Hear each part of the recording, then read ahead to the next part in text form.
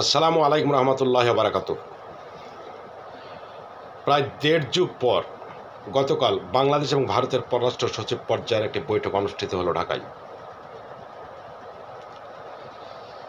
পররাষ্ট্র সচিব পর্যায়ের বৈঠকে তেমন স্পর্শকাতর কোনো বিষয়ে আলাপ আলোচনা হয় নাই, কেবল উন্নয়ন, দ্বিপাক্ষিক উন্নয়ন, সম্পর্ক উন্নয়ন এ ধরনের কিছু বিষয় নিয়ে। কিন্তু পাকিস্তানের পররাষ্ট্র সচিবের নেতৃত্বে প্রতিনিধি দল যখন ডক্টর মোহাম্মদ ইউনূসের সঙ্গে বৈঠকে বসেন অথবা সাক্ষাৎ করেন, তখন ডক্টর মোহাম্মদ ইউনূস পাকিস্তানের প্রতি তিনটি দাবি করে বসেন। এক নম্বর হচ্ছে ৭১ সালে পাকিস্তান যে গণহত্যা পরিচালনা করেছিল, গণহত্যা করেছিল বাংলাদেশে, তার জন্য ক্ষমা চাওয়ার একটা বিষয়। দুই, পাকিস্তানের কাছে আমাদের পাওনা ছিল $4.52 বিলিয়ন, তথা বাংলাদেশের টাকায় 450 কোটি টাকা, সে এক দাবি। আরেকটা হচ্ছে পাকিস্তানে আটকা পড়া লোকজনদেরকে ফেরত নেওয়ার। এই তিনটা দাবি, 3 ডিমান্ডস টু পাকিস্তান, এই তিনটা দাবি তিনি করে বসেন। অবশ্যই এই দাবিগুলো যদি আন্তরিকভাবে তিনি করেন তবে অভিনন্দন, কিন্তু তিনি কোন প্রেক্ষাপটে, কখন, কোন মুহূর্তে এই দাবিগুলো করে বসলেন, এটি হচ্ছে এখন আমাদের একটা ভাববার বিষয়, একটা বিচার্য বিষয়, উপলব্ধির বিষয়, বিশ্লেষণের বিষয়। কারণ ডক্টর মোহাম্মদ ইউনূস 5 তারিখের পর থেকে এই যে 9 মাস ধরে রাষ্ট্র পরিচালনা করছেন, এখানে অবস্থা দৃষ্টি অবশ্যই দেশবাসী প্রতীয়মান যে পাকিস্তানের বিরুদ্ধে বাংলাদেশের সকল অর্জনকে তিনি মুছে ফেলে দেওয়ার জন্য একের পর এক তিনি কর্মসূচি গ্রহণ করছেন এবং বাস্তবায়নে চেষ্টা করে যাচ্ছেন, বাস্তবায়নে তিনি প্রয়াসী। তিনি তো ৭১ সালকে তিনি মানেননি।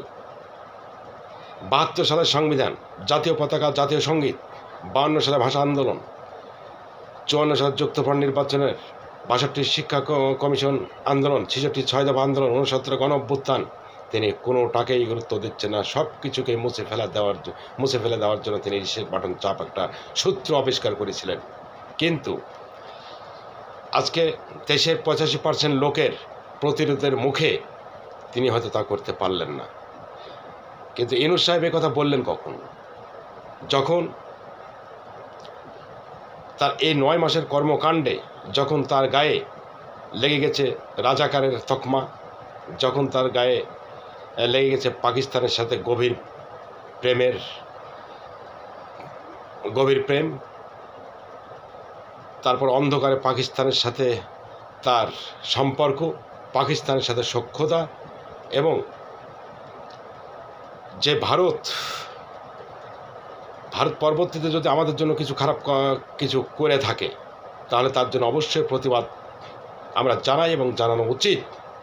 কিন্তু তাই বলে তো পাকিস্তানকে খুশি করার জন্য নয়। অথচ ডক্টর মোহাম্মদ ইউনূস পাকিস্তানকে খুশি করার জন্য 9 মাস ধরে তার দল বল নিয়ে, তার সরকার নিয়ে তিনি ব্যতিব্যস্ত। কিন্তু যখন ডক্টর মোহাম্মদ ইউনূস এই যে বিভিন্নভাবে কলঙ্কিত হতে চলেছেন পাকিস্তানের সাথে প্রেম করতে গিয়ে, তিনি পাকিস্তান থেকে অস্ত্র নিয়ে আসা, গোপনে আইএসের সাথে সল্লা পরামর্শ, ভারতের সাথে সম্পর্ক ছিন্ন করে দিয়ে পাকিস্তানের সাথে সম্পর্ক তৈরি করা, এই বিভিন্ন কিছু, অর্থাৎ তার 9 মাসের কর্মকাণ্ড সমস্ত দেখা গেছে যে আমাদের ৭১-এর বিরুদ্ধে এবং ৭১ সালের মাধ্যমে আমাদের অর্জিত বাংলাদেশের যা কিছু আছে সেই ইতিহাসের বিরুদ্ধে, বাংলাদেশের অস্তিত্বের বিরুদ্ধে। কারণ আমি বেশি কিছু যুক্তি না তুলে ধরলেও একটা বলতে পারবো যে ইউনূসগঞ্জের লোকেরা এই কথাই বলেছিল যে ৩২ নম্বরকে গুড়িয়ে দেওয়া হচ্ছে একমাত্র ৭১ তীর্থভূমি হিসাবে, ৩২ নম্বর ধানমন্ডিটা, এবং 3 দিন ধরে বুলডোজার দিয়ে গুড়িয়ে দেওয়া হলো। সেখানে ইউনূস সরকার বাহিনী সব নীরব, কেউ প্রতিকার করল না। কারণ ওই ৩২ নম্বর থেকে যুদ্ধ পরিচালিত হয়েছে, ওই ৩২ নম্বর থেকে পলিসি নির্ধারণ হয়েছে, ৩২ নম্বরে সমস্ত মিটিং হয়েছে। ৩২ নম্বরটা একটা ঐতিহাসিক বাড়ি, এবং বিজয় প্রতীক বাংলাদেশের, অথবা সেটাকে শেষ করে দেওয়া।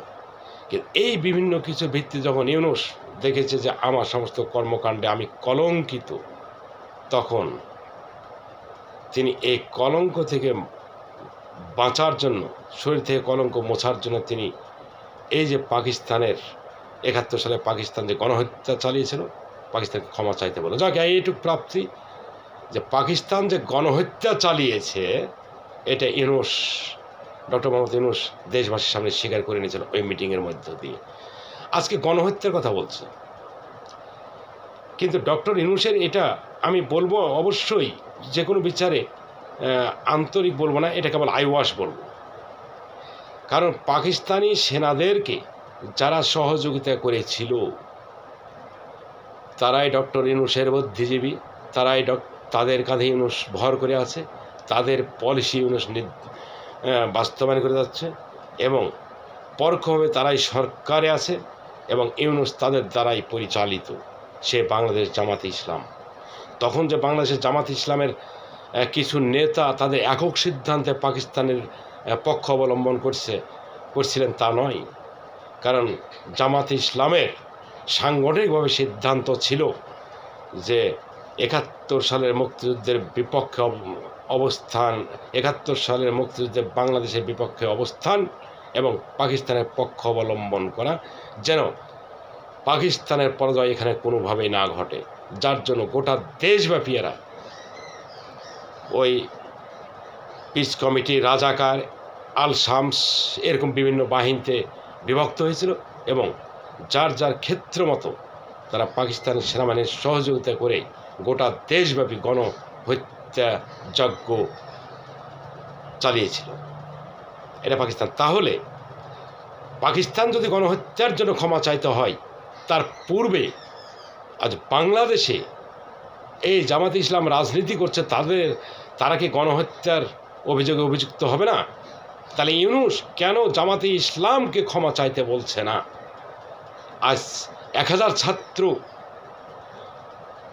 হয়তো আন্দোলনে ১,৫০০ ছাত্র নিহত হয়েছে, তার জন্য টোটাল আওয়ামী লীগের উপর কী নির্যাতন, কী গজব চলছে, এবং আওয়ামী লীগকে ক্ষমা চাইতে বলছে। আর ৩০ লক্ষ মানুষকে যারা হত্যা করেছে এই জামাত ইসলাম কিংবা হত্যার সহযোগিতা করেছে, তাদেরকে ক্ষমা চাইতে বলছে না কেন? তাহলে ডক্টর মোহাম্মদ ইউনূসের এটা কেবল আইওয়াশ, এবং তিনি একমাত্র এটা তার কৌশল যে পাকিস্তানের সঙ্গে তার অবশ্যই তার আগেই বোঝাপড়া হয়ে গেছে যে আমি যদি এই কথা বলি তাহলে আমার গা থেকে এইসব কলঙ্ক মুছে যাবে এবং আমার পররাষ্ট্র সম্পর্কগুলো ভালো হবে। তারপরে আমি আমার যে ভীষণ বাস্তবায়ন করতে পারবো, সেটা হচ্ছে বাংলাদেশকে অকার্যকর রাষ্ট্রে পরিণত করা। তাছাড়া আজ ইউনূস যথেষ্টই বুঝতে পেরেছে বাংলাদেশের 85% মানুষ তার বিপক্ষে অবস্থান করছে, আর যার ফলে তার বাংলাদেশের সকল অর্জন, স্বাধীনতার সার্বভৌমত্ব সকল কিছুকে ব্যর্থ করতে ইউনূস যথেষ্ট প্রতিরোধের মুখে পড়েছে। কাজে এই যে তিনি ডিফেন্সহীনভাবে তিনি যেন ভবিষ্যতে তার মিশন বাস্তবায়ন করতে পারে, এই জন্য তিনি এটা এক নতুন কৌশল অবলম্বন করছে। অপরদিকে আরেকটা হতে পারে, সেটা হচ্ছে আজকে তিনি পাকিস্তানকে খুশি করার জন্য যেভাবে শুরু থেকে ভারতের বিরুদ্ধে বক্তব্য দিয়ে গেছে একচেটিয়াভাবে, ভারত যদি আমাদের জন্য কিছু খারাপ কিছু করে থাকে অবশ্যই তার প্রতিবাদ করা উচিত। কিন্তু ৭১ সালে ভারত যে আমাদেরকে সাহায্য সহযোগিতা করলো তার প্রতি কৃতজ্ঞতা স্বীকার করতেই হয়। সে কৃতজ্ঞতাও স্বীকার করেননি কোনো সময়, একমাত্র পাকিস্তানকে খুশি করার জন্য, যার প্রায়শ্চিত্ত এখন তিনি করছেন। কাজে মনে করছেন এই ভারতকে খুশি করার জন্য তিনি আবার এই কথা বলছেন, এবং ভারত নয়, 85% আওয়ামী লীগ বিএনপিকে খুশি করার জন্য, আওয়ামী লীগ বিএনপির মধ্যে তার গ্রহণযোগ্যতা অর্জনের জন্য এটা তার আরেক কৌশল। কিন্তু আসলে তিনি আন্তরিক নন।